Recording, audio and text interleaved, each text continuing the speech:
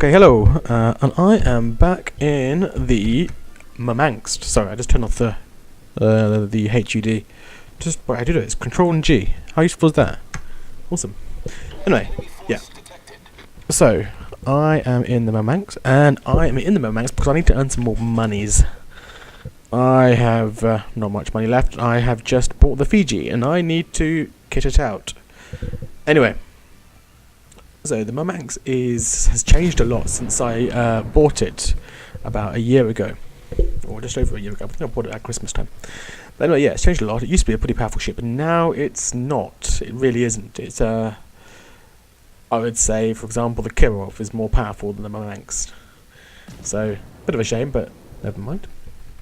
Yeah, so we're on Big Race, and we are in a T4 and 5 game, and I'm going to be doing some sort of kind of British cruiser style tactics. I'm not going to YOLO in. I'm going to wait patiently until I find an opportunity, and that's when I'm going to strike.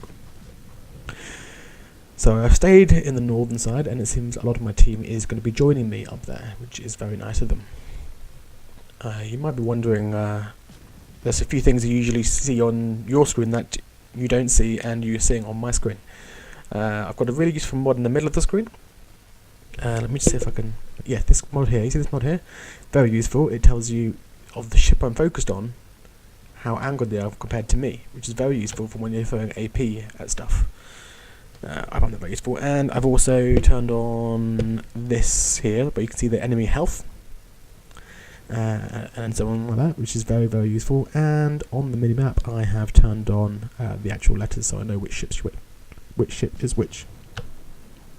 Among a few other mods, but they're the ones that I find most useful. Anyway, so I am targeting the New York, hoping to get some fires. Let's see how much we can do here. I'm in a pretty decent place, although there are planes spotting me, which is very frustrating. I'd rather not be spotted by planes.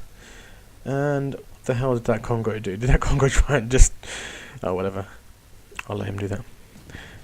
So yes, let's get some decent hits on the guy there. You'll also notice there is a little dot above the targeted boat. At the moment it's green. It's because he's moving forwards.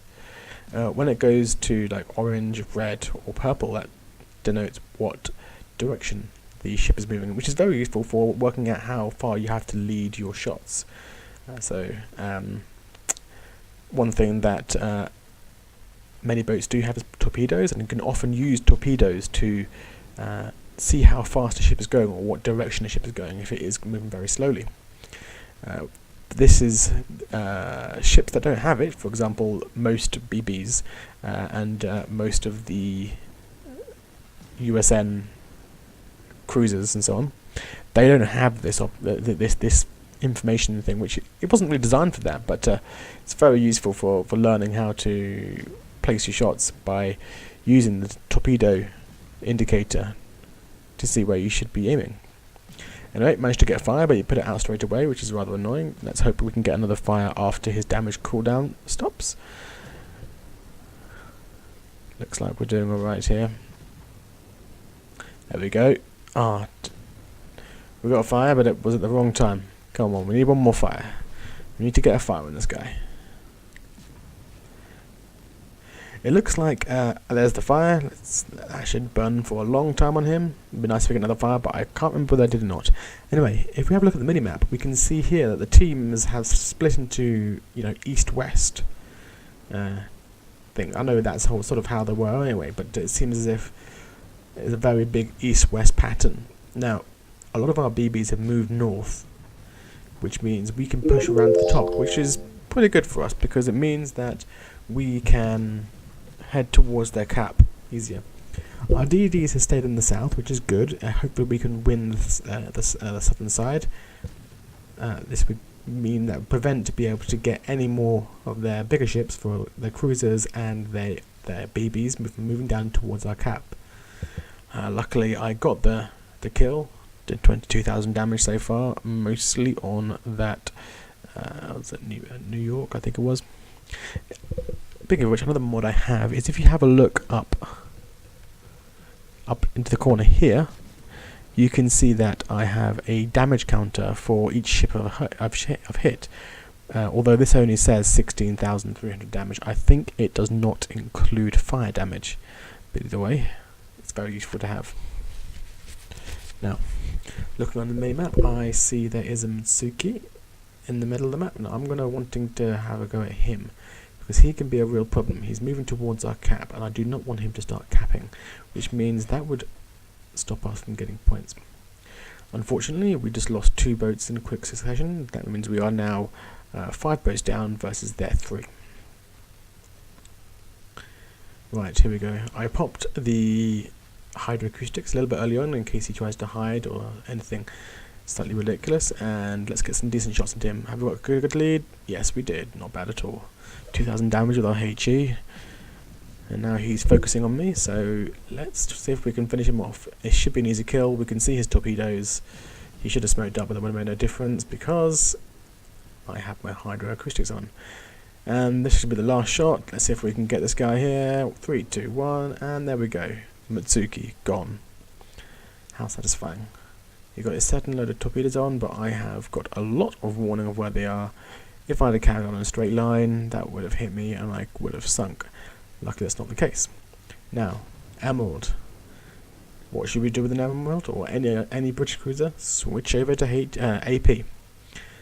Let's switch over to AP and see if we can get some of those super easy Citadels. Look at that, AP going on to a broadside Emerald, and oh, no Citadels this time. Let's see if we can get some more Citadels. Come on, where are those Citadels? Just having a look around me to see who's around me, and see there's a Kirov to the north. I've got to be aware of him. He's moving forward, so I've got to deal with this Emerald first. There we go, 2 Citadels. That's exactly what we want. Now let's see if we can get the last couple of Citadels and hopefully get the kill. Another 2 Citadels, and the kill's taken from me, but never mind. We were already on 46,000 damage, and we are now going up against the Kirov. The Kirov has pretty heavy guns. There we go, look, 3,300 damage and incapacitated one of my turrets. Luckily, I have enough turrets to cover that.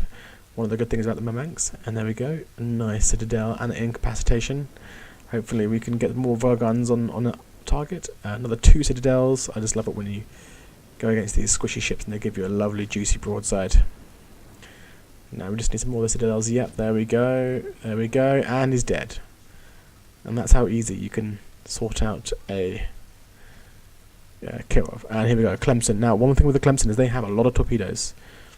And he's going to be firing out some torpedoes towards me, which is something I'm going to be aware of. And that was actually not the Clemson's torpedoes. That was the torpedoes from an aircraft carrier, which I was not expecting at all. So well done, aircraft carrier.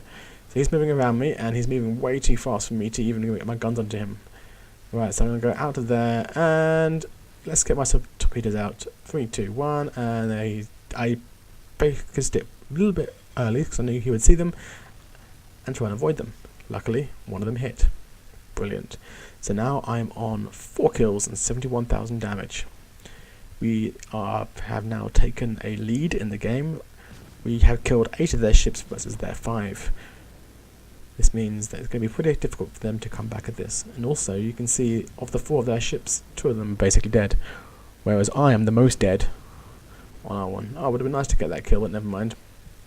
Now, I have a big problem here. There's an Gnevny inside that smoke. I don't have my hydroacoustics, and he is just throwing his HE, and it's hitting for not too much damage, but it's just really annoying. Maybe I should have started doing some random shots, but I was hoping to be able to get in there. I started doing some random shots now, but just need 1 shot to try and kill him, and that would have been enough. There he is. It would have been nice to get a 1 random shot, but unfortunately the fire kills me, and the game is practically finished. Let's take a look at the rest of the game. Right, so we've got our Congo here. We've got our 3 battleships moving towards the enemy cap, and we have 1 enemy Wyoming down here. Looks like we've got some of our friendly torpedoes moving in towards him. Looks like they've got a pretty decent lead, and there we go. Straight away, he's gone. That's the kamikaze R for you. Oh, nice shots by the Gnevny. Takes out our Congo. Not bad at all. He's getting pretty lucky because the Infinity is quite a hard boat to play because they only have 4-kilometer torpedoes, which is not something you could really use in as a torpedo boat. You're mainly a gunboat, and even then your guns aren't fantastic. So the Infinity is probably moving around this direction here, probably going to be moving around the map, maybe into this area here, so he can jump out at some of the enemies over there. Although I don't know this. So the last things they've got to go for is the Hosho, which is probably hidden around here somewhere. Somewhere down in this little shadowy area over here. Although we can watch the direction of the planes where they're flying to. Because usually people just put their planes directly back to their CV. Now, if you are a CV player, a good way to kind of confuse people is to put your planes back in and not necessarily the most direct location. Aha! They inevitably move down towards the Kamikaze R, which seems like a decent idea, seeing as that is probably the easiest boat you're going to do the most percentage of damage. I'll probably recommend to use your guns here. And there we go. Not a hard kill. Right, so now we're just waiting for them to kill the Hosho. It's over here somewhere. One thing you may notice that I have turned off the foliage on my graphics because I find the foliage quite annoying. I want to be able to see over the islands as best I can. Just because my guns will go through the foliage doesn't annoy me. I can put it on top graphics because I've got a decent graphics card now, finally. And but I choose not to have it. I think it's much easier. Right, okay, so looks like the Hosho is directly along this path. Yeah, we're going to think the Hosho is probably somewhere down here. Let's see if the Hosho can take some of this conic out. Looks like it's going to be just one hit. Nice, decent cross drop, but luckily there's only 2 torpedoes in that second cross drop. So not too bad, not too bad. Our conic survived it. It's taking me a while to be able to go find it. We need me in the game to actually help. No, I'm kidding. Yeah, I mean, going back to the Murmansk itself. The Murmansk used to be a boat that everyone used to complain that was overpowered. Well, power creep on all sides, not including the current premiums. The Murmansk is average. I mean, it has got some strengths. I wouldn't say it's weak, but it just was not. It's not as strong as it once was. Anyway, back to the game, and they have found the Hosho. Wish I could get a decent angle here. Ugh.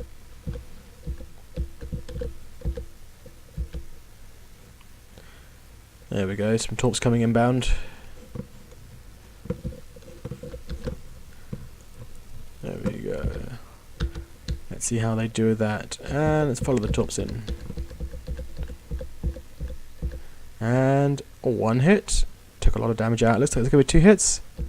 Yes, there we go. Nice one, Kamikaze R. There we go. Not a bad win at all.